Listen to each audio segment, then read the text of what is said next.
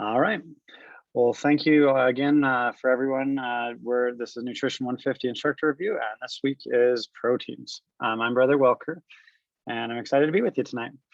So you've probably all had a chance to read our little joke tonight. It says, I heard a wonder food that contains proteins, fiber, and good fats. And that's nuts.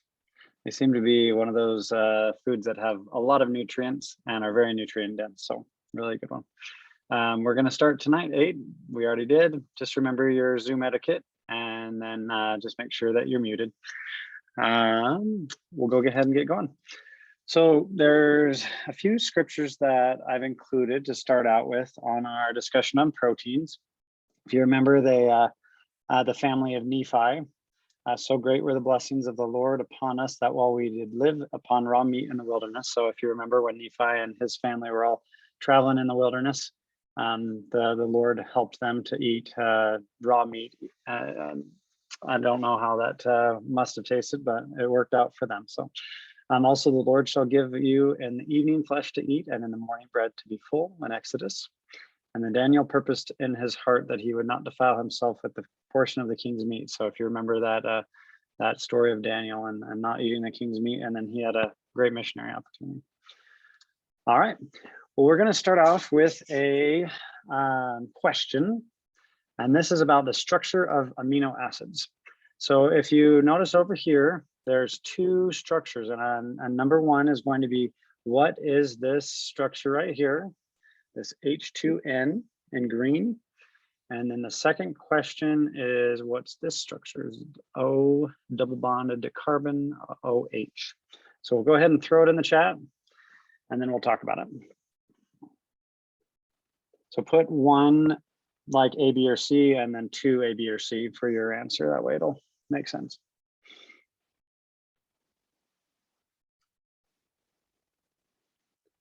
So 1A, 2A.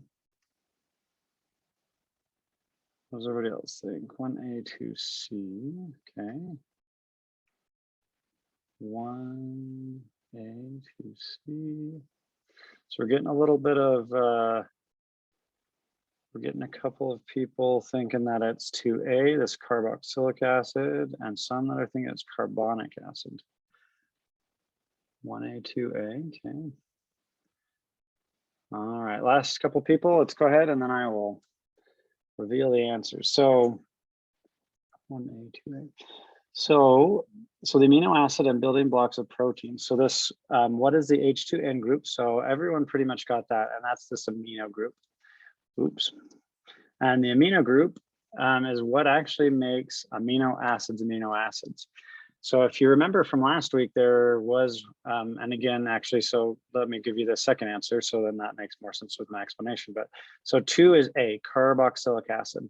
So if you remember from last week, carbohydrates had these carboxylic acids. So it has the similar structure, but this H2N is what makes the amino acid the important part, or what makes it an amino acid, because this nitrogen containing compound. So the amino acids are only, they always have this amino group, and then they have this carboxylic acid group. And then this R1 down here is the different types of amino acids. So like if you have different connecting to this R group, then it can be a different amino acid. So there's tons of different amino acids, and we'll talk about that here in this next slide. So the amino acids, so there's several different amino acids. There's essentially amino acids, so your body cannot make them. So you'd have to get your amino acids through food.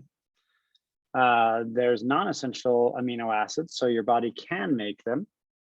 And then there's conditionally essential amino acids. So sometimes the body can't make enough of them, so then they become essential. So it kind of is those 3 different types.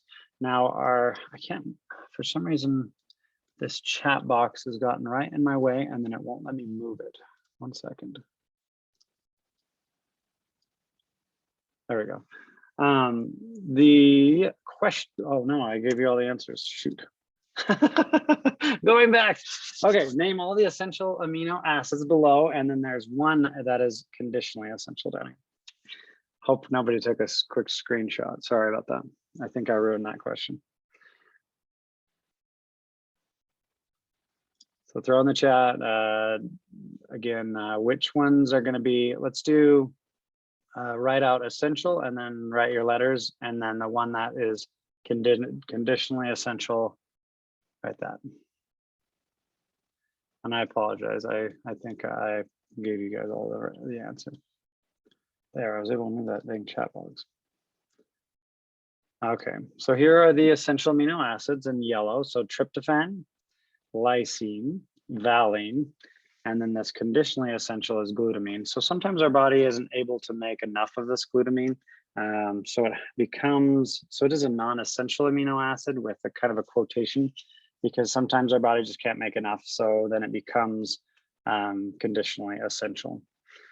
But these other ones like serine, asparagine, alanine, these are called what are non-essential amino acids. So typically in our body, by having all the other essential amino acids, then we have enough to make these other ones that our body can make.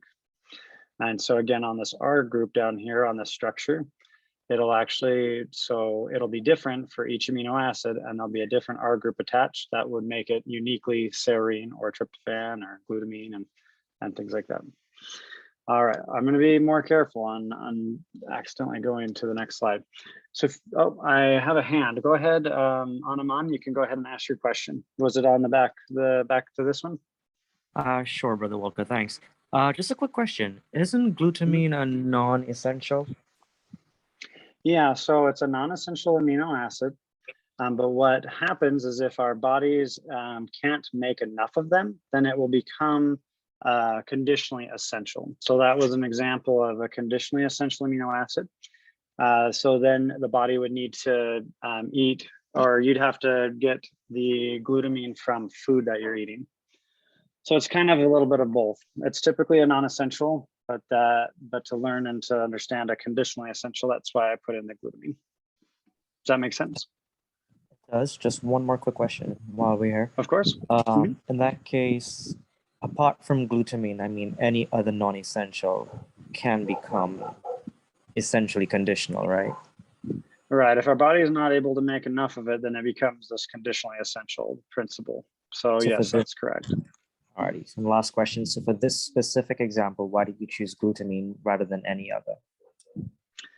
It was just it was a pick of, that was what I picked at the time. There wasn't really any specific reason. All right, no worries. Thanks. Yep. All right. So if you remember, those that attended the digestion a couple of weeks back, I was teaching about digestion. And this is specifically about protein digestion. So as you can see, and if you remember, the mechanical breakdown of proteins will start actually in the mouth. And mechanical is, remember, like chewing and crushing and breaking and things like that, where the chemical digestion is more in your stomach and enzymes and all that kind of stuff. So the digestion of proteins will actually start in the mouth. It'll start to be broken down. It'll start to kind of start to unravel on the peptide bonds, or these large chains of amino acids. Most of the digestion will actually occur in the stomach. So in the stomach is this hydrochloric acid. So our stomach's really acidic, and it is a way of denaturing proteins. If you've read through the chapter and you've heard denaturing, that means to just break down or to unravel or to get ready for digestion. So in the stomach, it's going to denature them. It's going to make them nice and elongated and ready to start cleaving. So in the stomach, the pepsin in the stomach will actually just start to break these bonds. So you have lots of little teeny or smaller segments of being able to digest this protein. Our body wouldn't be able to digest this whole protein up here. So our body has to get it into usable segments. And then once you're out of the stomach and into the small intestine, if you recall, the pancreas releases the digestive enzymes into the small intestine, and then it starts to come in here and cleave all these little peptide bonds. And then you get amino acids.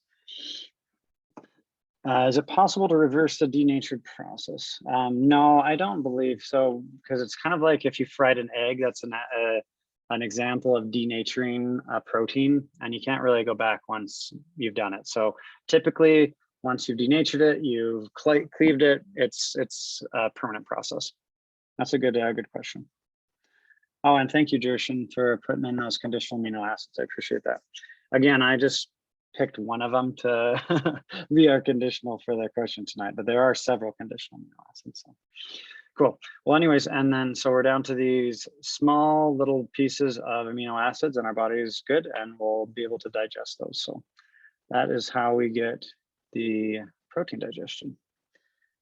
Anything else we want to know?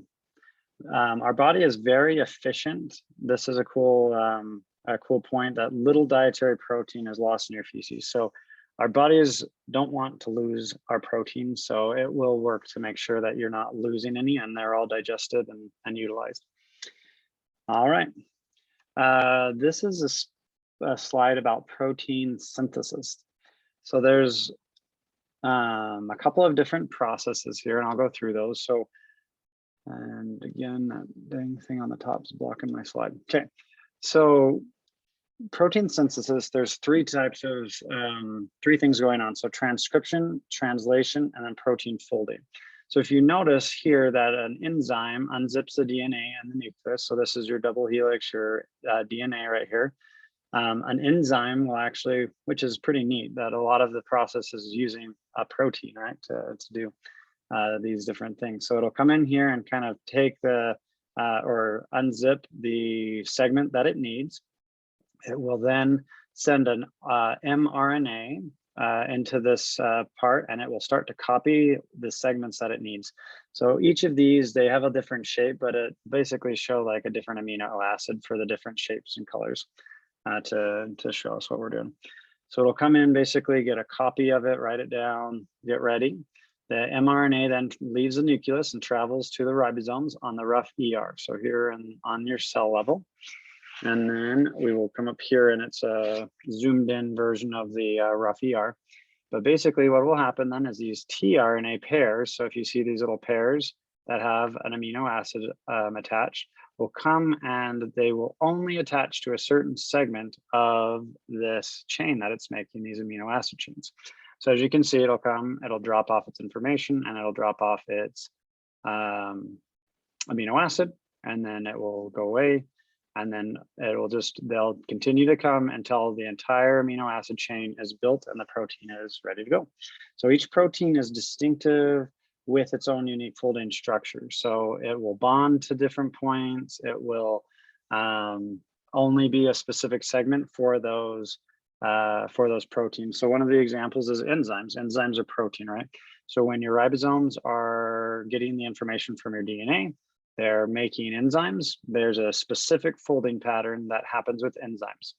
And so it'll just come right in, it'll know exactly what to do, and it'll make those enzymes. So really neat process, and just blows my mind really that what an amazing process. And just our bodies are amazing and can do amazing things. So any questions on protein synthesis? I know this is kind of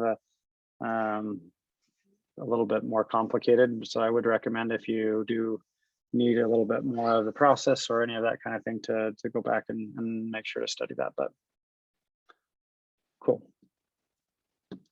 All right, I'm not going to touch my mouse because I don't want it to move on. Okay, so question: what is the point? The point of the process is to make proteins. So synthesis meaning to make, protein synthesis. So this whole process is just is making proteins. So if you need enzymes in your body, if you need different proteins for muscle synthesis or building up things, this whole process is to just make protein. Okay, sorry. Here we go. So the process of removing the amino group, making glucose or fatty acids, and using as an energy source is called transamination, digestion, deamination, or transcription. I'll give you guys a second to throw that in.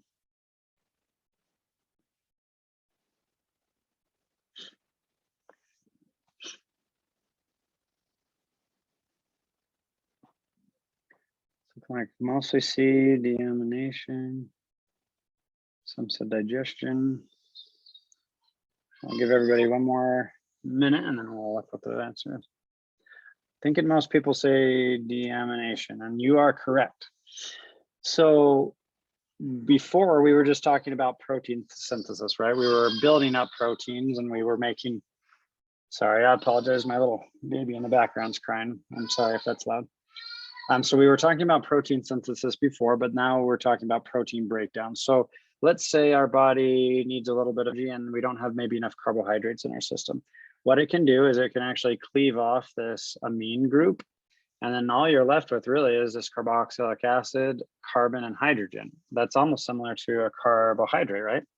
So then your body can take that, put it into the glycolysis, the electron transport chain, like all that Krebs cycle magic, and produce energy. So you can use proteins for energy if you need. But what happens is when you take this amino group, there's this nitrogen, I think. Did I not put that in? Oh yeah.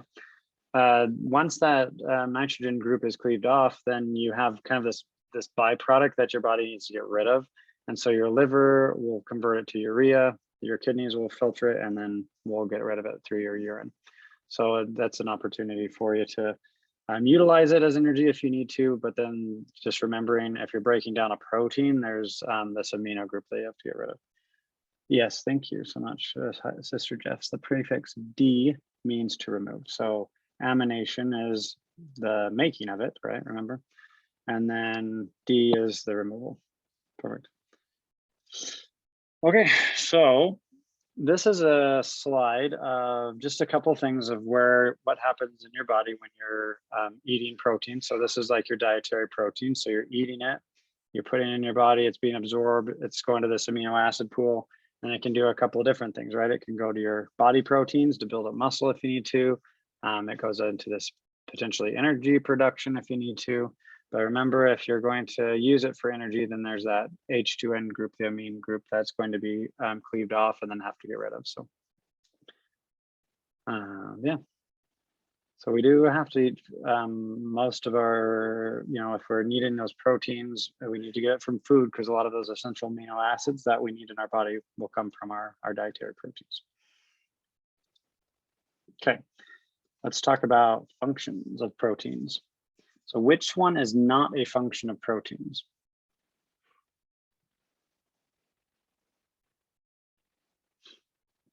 Go ahead and throw them in the chat. Ooh, you guys are smart. Doing good. Whoops. Looks like everybody's thinking G, and you would be correct. So cushioning vital organs, who knows what function that is? Is that carbohydrates, proteins, fats, maybe? Fats. Good job. Yep, so fat cushions vital organs and keeps them safe.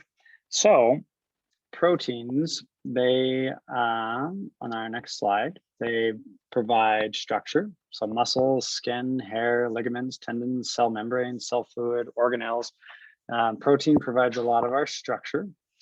It also provides regulation. So enzymes for digestion, transports, neurotransmitters, all again, functions of protein. Defense mechanisms like your skin and your antibodies are proteins. Your hormones, so insulin, growth hormones, glucagon, fluid balance, and then energy. So a lot of different things that the proteins do. Perfect.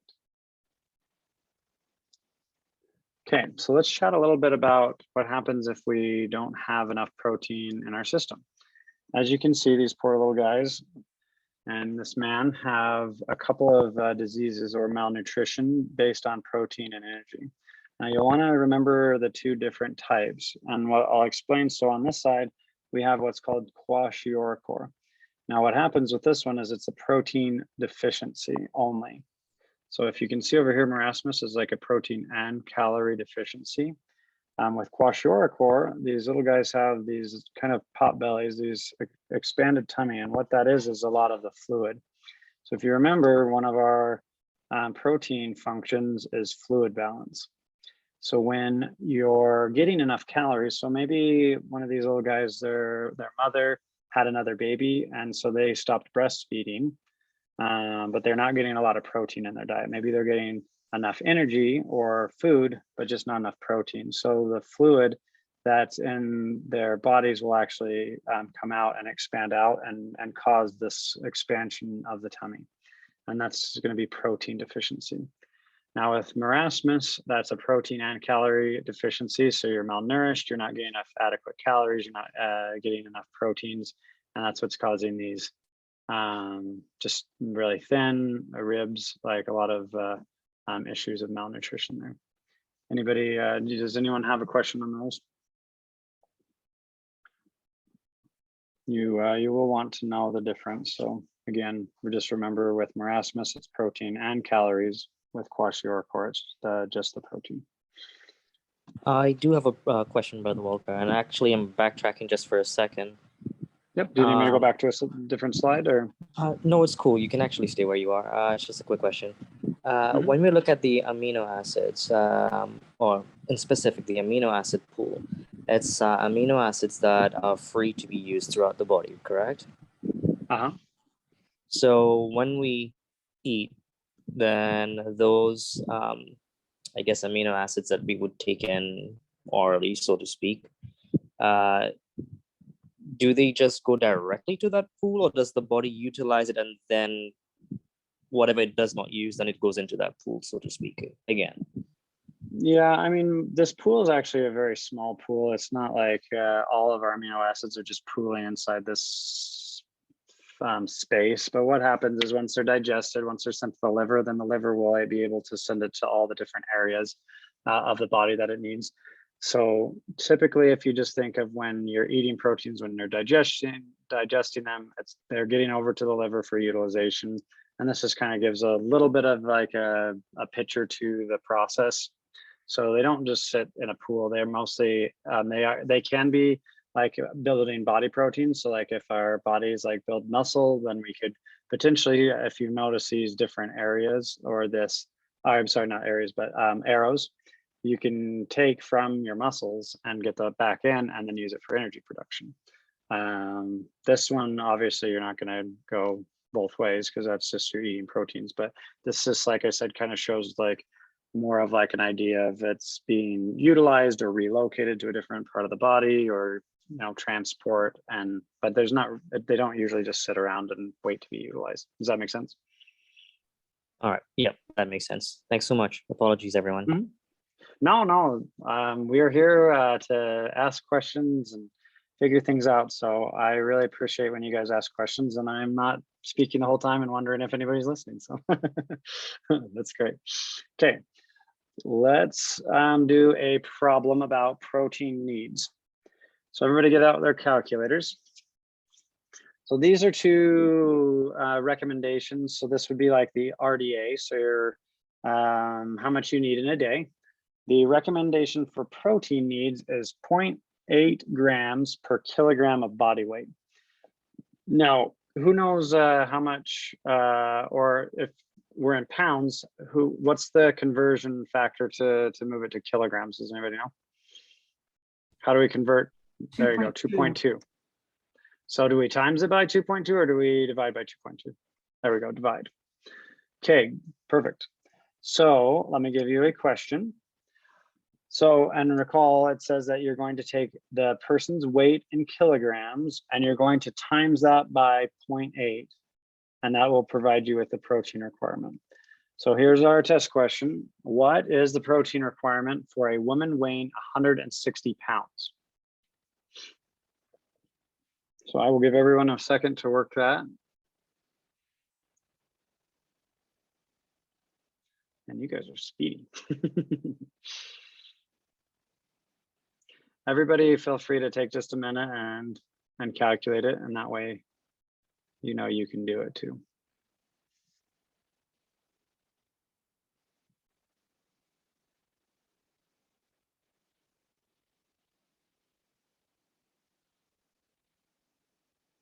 Awesome.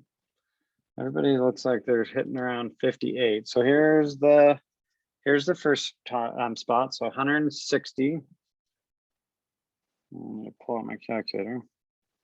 So 160 divided by 2.2 is 72.7. I think somebody put that in there, and thank you for that.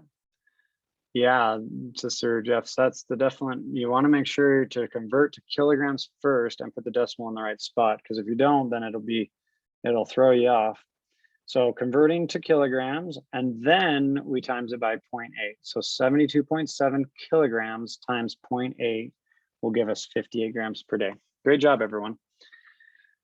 I think it was like, if we times that by 0.8, yeah, we got like 58.18, but we're, for the sake of not being too crazy with decimals, we'll say 58 and round down. Does anybody have questions on that? So the important part that might trip people up is if you took the 160 times 0.8, you'd get about 128 grams of protein. And I bet you that we would have 128 as one of the answers. So just make sure that you're converting first. We have not done the bonus word, but if you'd like, we can do that right now. How about that? So everybody grab out their pens or their phone or whatever you're recording, and I will give the bonus word. Tonight's bonus word is peptide. P-E-P-T-I-D-E. Peptide. Like a peptide bond. Thanks for the reminder, Christina. All right, let's continue on. So one of the things that we will discuss tonight is this idea of protein balance. So a balance is just the amount of protein in your body is stable. So you're in a balance. So I have a couple pictures here of just someone that's in a protein balance. So basically you're eating enough protein in your diet and your output of protein. So if you're exercising or doing different things, we only usually do it once, Windsor. So if you need to go back on the recording, definitely go back. Yes, good point, Heidi, to go and Google it or check your textbook.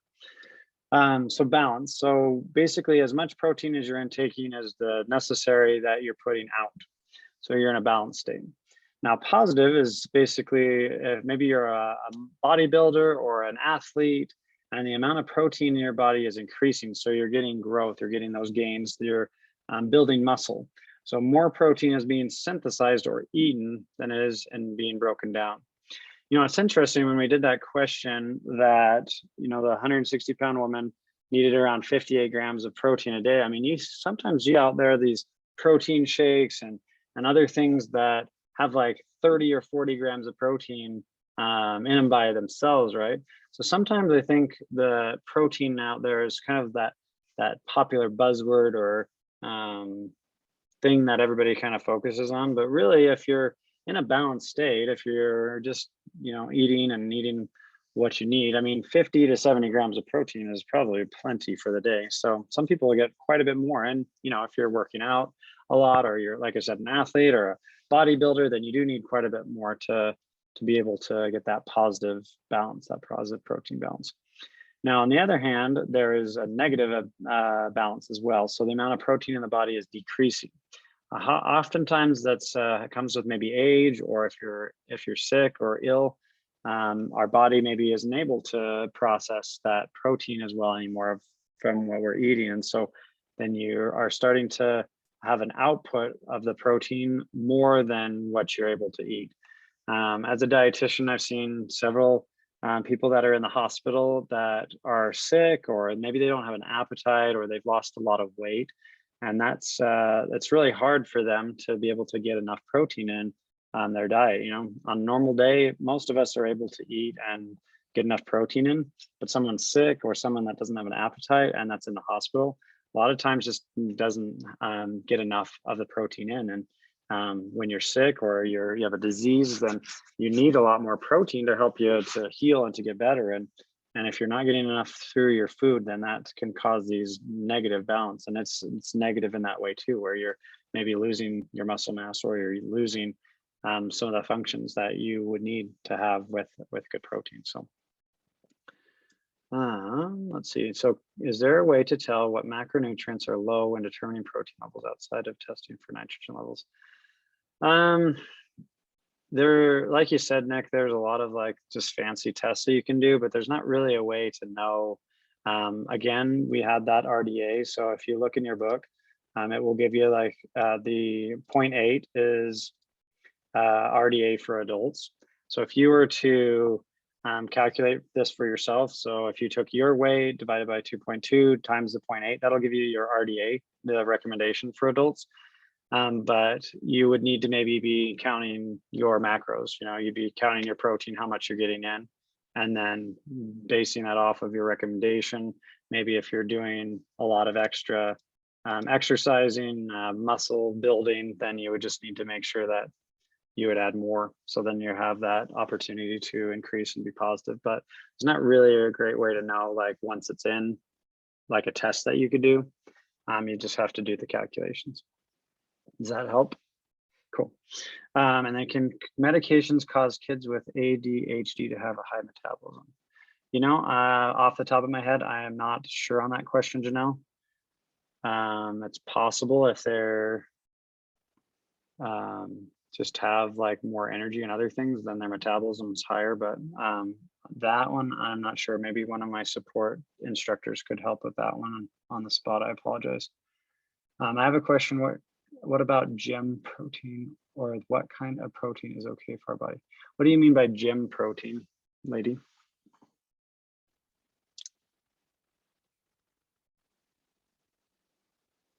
Oh, whey protein. Is that what you meant? Whey protein is one of the products out there. Like I was saying, if you're drinking a lot of protein drinks, then they typically do whey. Or what kind of product is okay?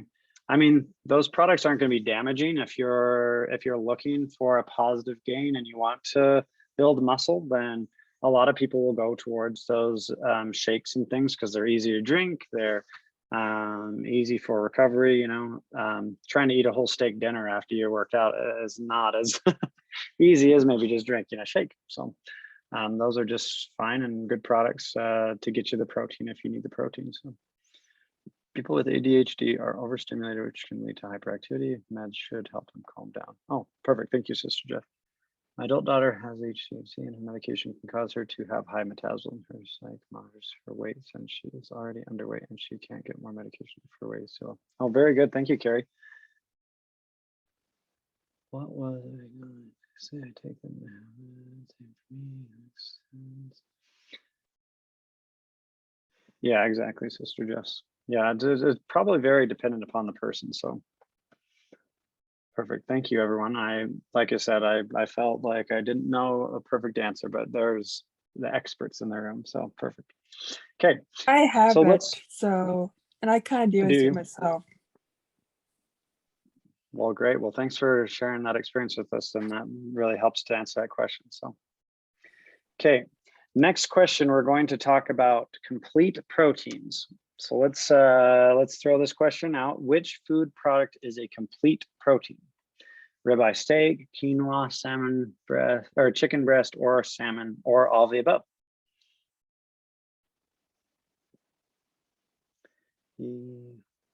Oh, sorry. I think Sister Jeff's went to the top, but we'll go back. So I'm getting a lot of E's. Someone said A, ribeye steak, B, quinoa.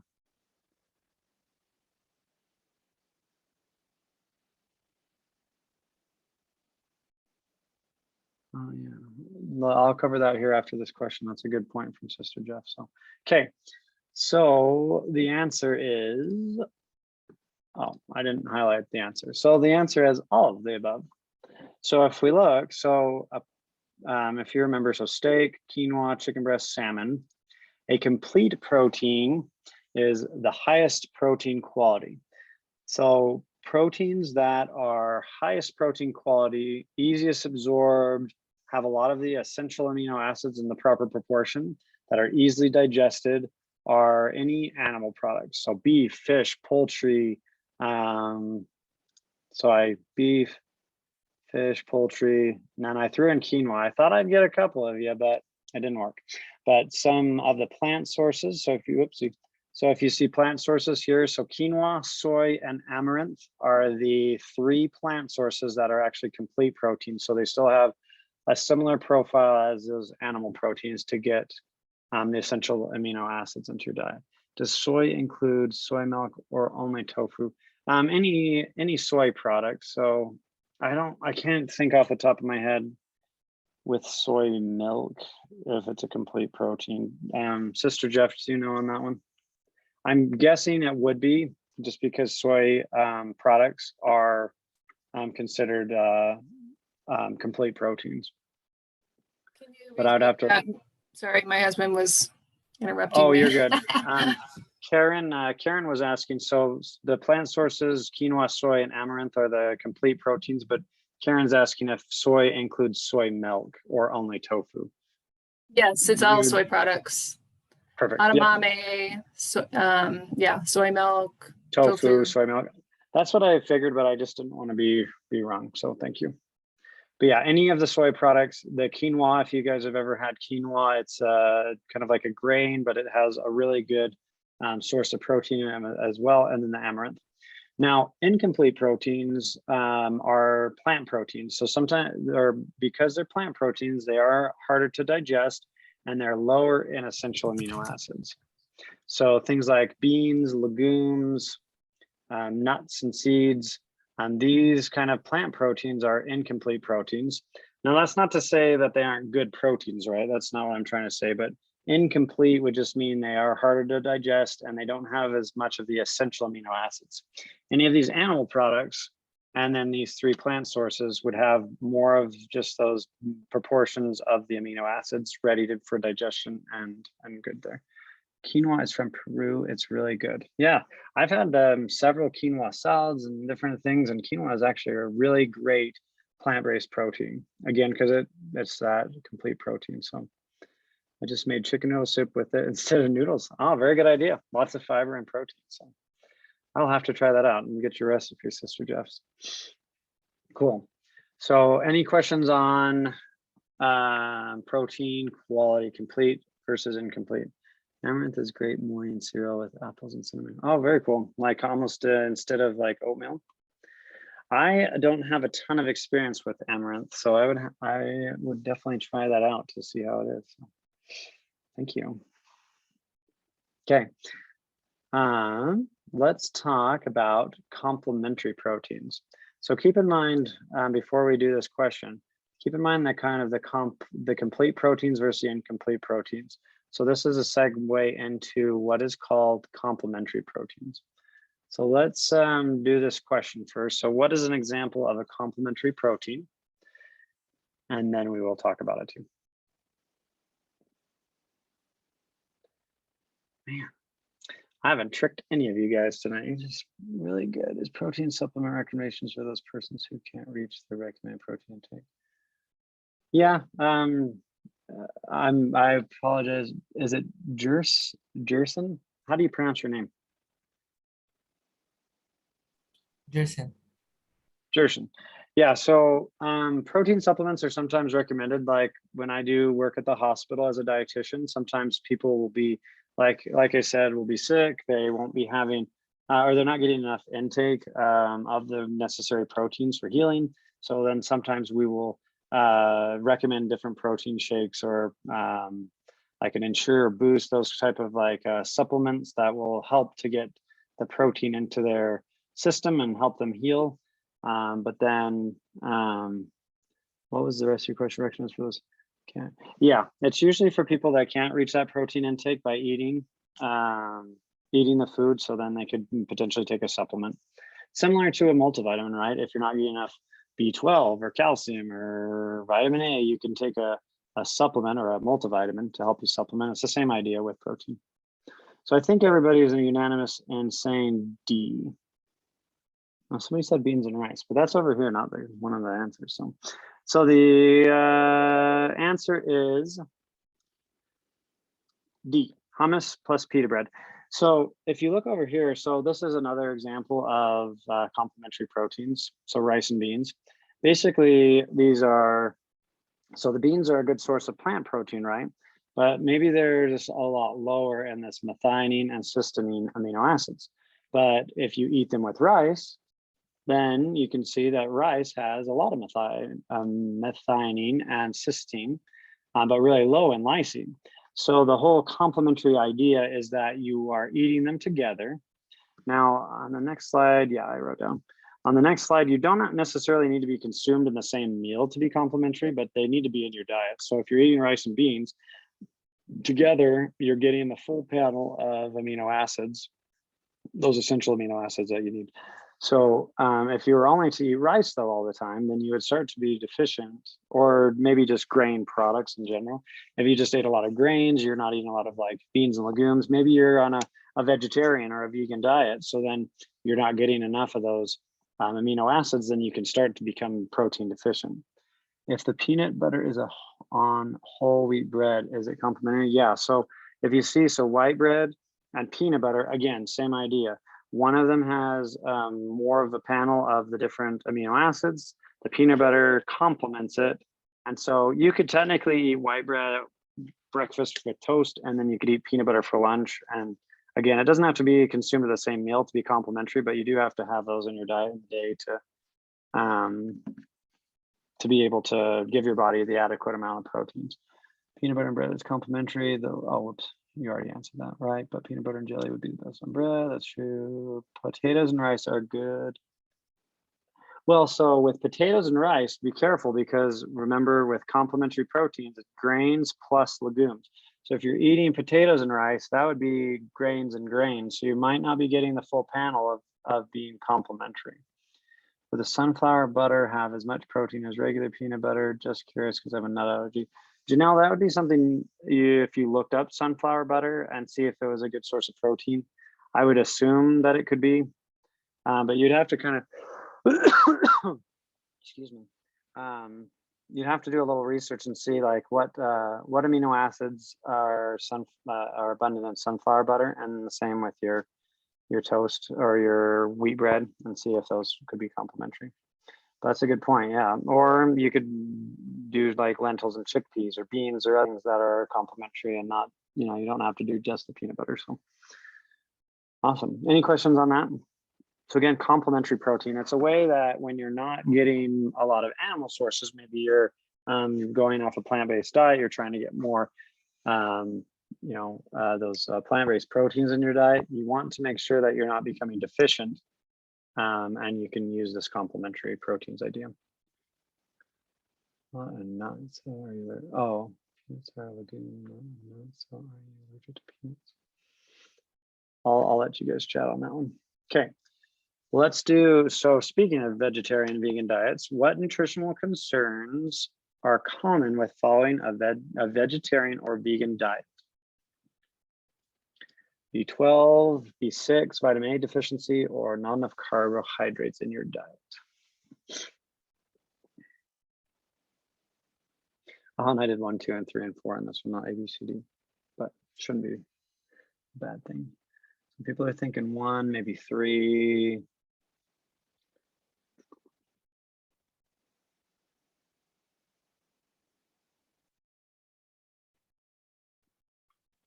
Throw it out if you think. So most people are thinking B12. I don't know. Are you sure? Oh, perfect. Thanks, Jenny. So Jenny was saying that Janelle, that sunflower butter would actually have a similar amino acid profile to nut butter. So that's perfect. So that would be something that you could use on a complementary protein kind of idea. Ooh, we got some change in our minds. B6. I was hoping this would be a little bit harder. So. All right, the answer is B12. So this one right here. Now, B12, when you're following, excuse me, my nose itches.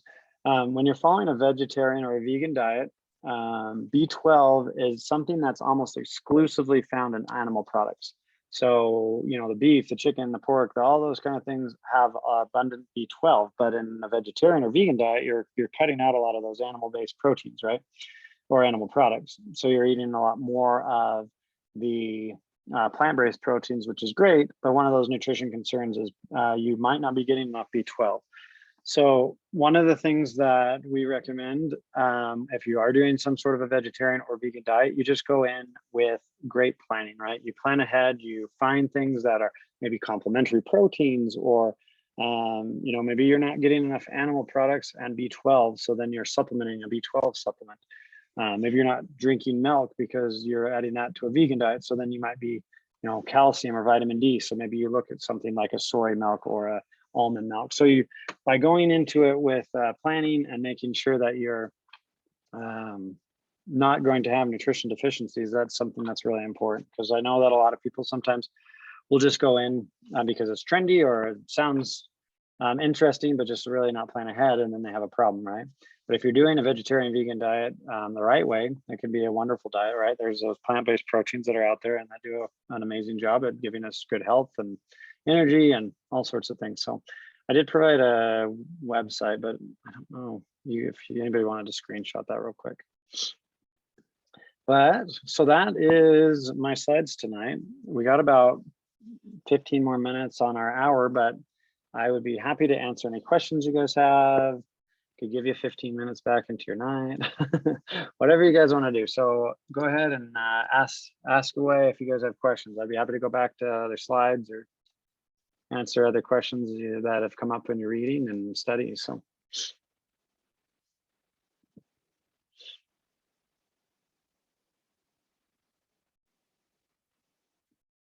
Everything was crystal clear and I did such an amazing job, and you just understand proteins perfectly. Good night. Yeah, if you guys would like to go, definitely feel free to go. But if you have questions, please ask. So, do you have a recommended lab to test for protein? Like if you're sick in the hospital and you need to test for protein, or like if you are testing for like exercising and macro counting. Oh, there's a lot of, like a vendor. Yep, thanks, Patty.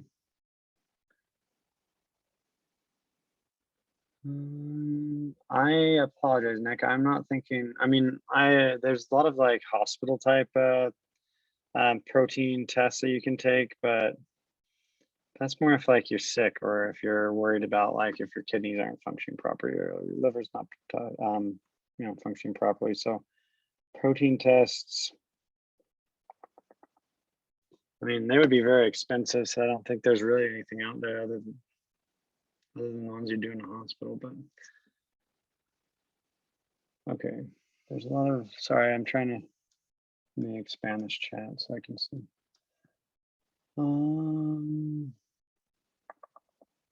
Okay, how do I figure out what my carbs are with homemade foods? Did we already get that question? What do you mean by how do I figure out what my carbs are with homemade foods? Can you ask that out? Unmute yourself and ask that, Bridget. So I was the one that asked that question. So if I mean something like homemade pizza or things, I don't know how to measure the amount of carbohydrates. How many carbs? Our assignment this week. One of the things that, so I do some outpatient counseling in the diabetes clinic, and one of the things that we do is, so if you kind of think the palm of your hand is about 15 grams of carb, so Okay. like one slice of bread, like a corn tortilla, you could even go as far as like measuring cups and things, but if you think kind of the palm of your hand, that's about 15 grams of carbs. So if you're making a pizza and you're eating about one slice of pizza, I would say anywhere from about 15 to 25 carbs would be about where you'd be at. Okay, so your assignment though, you don't have to do that. Like you're just going to put in the foods and the computer like analyzes it. okay. Oh, are you talking for like the dietary analysis? Yes, I'm sorry. I was thinking, yes. That's Oh, what I okay. was talking No, about. you're good. didn't I want was to just measure thinking that. you wanted to do that food-wise, thank you. as a way of, Cool. no, you're good. No, that's a great question. So just like Sister Jeff said, the dietary analysis, so you will, yeah, you can make a homemade pizza, but then in the McGraw-Hill, the Nutrition Calc Plus, you can just find the most maybe comparable things. So like one slice of pizza, and it'll give you inches and things like that. And so Okay. just try to find the one that's the most like your homemade pizza. you really Does that want help? to, you can go into the database and enter your own recipe, but there's probably Sounds like a something lot. that's very similar. Okay. Yeah, I mean, if you Alright. really want it to be exact, then that's a great idea. No, Okay. that's a great, No. great question about the dietary analysis. Thank you. Thank you. I appreciate that. Okay, maybe because I haven't read as yet, but how do I know what's complementary? I'll get to complementary here in a sec. Let me make sure things I'll take them as you satisfy emphasizing food storage. Wouldn't it be better to have? Oh, I think Sister Jeff's, yeah, wheat is much cheaper. It'll last forever, basically, too, in a bucket. Company, thank you for maybe because I haven't read its. Give me just 1 second, Annaman, and I will talk about that. What does setup? I can go back to that, Melissa. Just 1 sec. Don't. For a dietary intake assignment, how should we record quantities of homemade items? Oh, Lisa, did you catch what we were talking about before? Did that answer your question?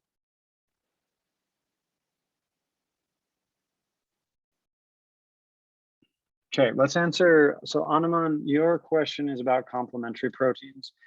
And the idea behind complementary proteins is this, that you're eating grains and legumes together. Let's say that you're not eating potentially a lot of animal products, because animal products, if you recall, when we were talking about that, these complete proteins have a lot of the essential amino acids that we need. So if you're not eating a ton of these animal products, animal proteins, excuse me, then you're probably eating more of these incomplete proteins and plant-based proteins. So you need to combine, where is my slide? You need to combine the grains plus like legumes to be able to, again, be complementary. And they're complementary because they each have a different amino acid profile. So this rice, maybe it doesn't have enough of an amino acid, but the beans have an abundance of those amino acids. So by combining them together, you're getting a complete protein or all the essential amino acids you need. So that you can look up on the internet other complementary proteins. I didn't give the full list of complementary proteins, but almost all, or the complementary proteins are grains plus legumes. Okay, and then somebody else had a question. Does that help answer your question? It does. And then I have like a follow-up question, but maybe it's a cheat question. I don't know how it will affect the exam. Hopefully Okay. it doesn't. Would a question like this pop up on the exam? Yeah, this would be an easy type of an exam question, which adding these two together would be a complementary protein. Now, remember though, within the exam, sometimes we go a little deeper, right? So maybe we use this complementary idea with the protein quality, or maybe we talk about like a vegan diet and this person's on a vegan diet, and so we want, the exams really try to test multiple ideas. So it probably won't be just as easy as here, pick your complementary proteins. But again, we're trying to help you have that learning experience and tie everything together. I think somebody had a question. Does that help? Yeah, does. Cool. Thanks, Josh. Solid. Okay, does translation happen in the cytoplasm or the ribosome? And the answer is the ribosome. So the ribosome processes the mRNA and matches the tRNA prior. So here again, the ribosome's right here, attaching the transfer RNAs to the information we got from the DNA and creating the peptide chain. Okay. If you don't know, in my country, Bolivia, we eat quinoa, rice, and beans every day, and the people have digestive crises. Thank you for the classes. Well, thank you, lady. Yeah, if you're not eating a balance or a proper amount of protein, then you can have those, those deficiencies in malnutrition. So that's definitely something that's very important and a focus. So, okay. Did I answer everyone's questions? I appreciate you guys asking questions. We love to talk and listen and help and anything we can do. So we are here to help, and we love these instructor reviews. So I will go ahead and wrap it up if there's no other questions, and I hope everyone has a wonderful night. Yes, the keyword was said. So if you need to go back and watch the recording, we'll post that, or your instructor will probably post that later on tonight. Okay. Have a wonderful night. Awesome job, Rob. Thank you.